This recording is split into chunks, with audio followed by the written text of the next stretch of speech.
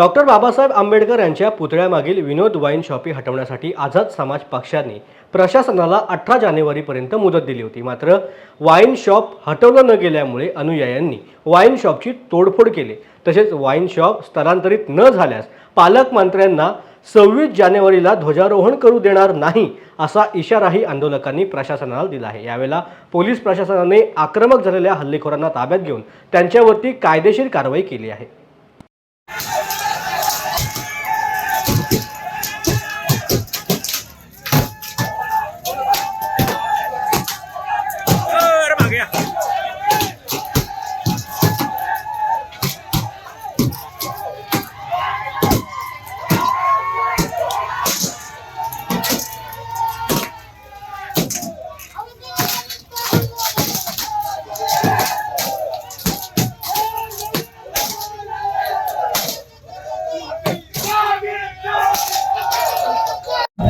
मानाचा जय भीम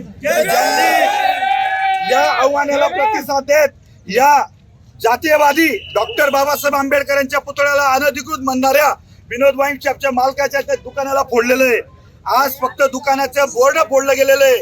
जर हे दुकान उघडं दिसलं तर दुकान आतून बाहेरून सगळीकडे फोडलं जाईल।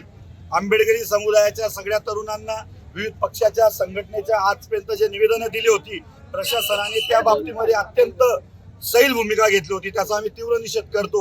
या 5 दिवसाच्या आत जर याचं तात्काळ बंद करा म्हणून पत्र काढलं नाही तर येत्या 26 जानेवारीला पालकमंत्र्याला झेंडावंदन करू दिलं जाणार नाही। आणि दुसरी महत्वाची गोष्ट, सामूहिक आत्मदहनही केलं जाईल। बाबासाहेब आंबेडकरांपेक्षा, बाबासाहेबांच्या पुतळ्यापेक्षा, बाबासाहेबांच्या चळवळीपेक्षा एक विनोद वाईन शॉप जे मद्य विक्रीचं दुकान आहे ते मोठं झालंय का? आमचा हा सवाल आहे प्रशासनाला। म्हणून तात्काळ या उद्रेकाचा प्रशासनाने वेळीच दखल घ्यावी आणि हे जे काही आज झालेलं आहे याला फक्त आणि फक्त श्री नरेश गलानी आणि प्रशासनच जबाबदार आहे। जय भीम।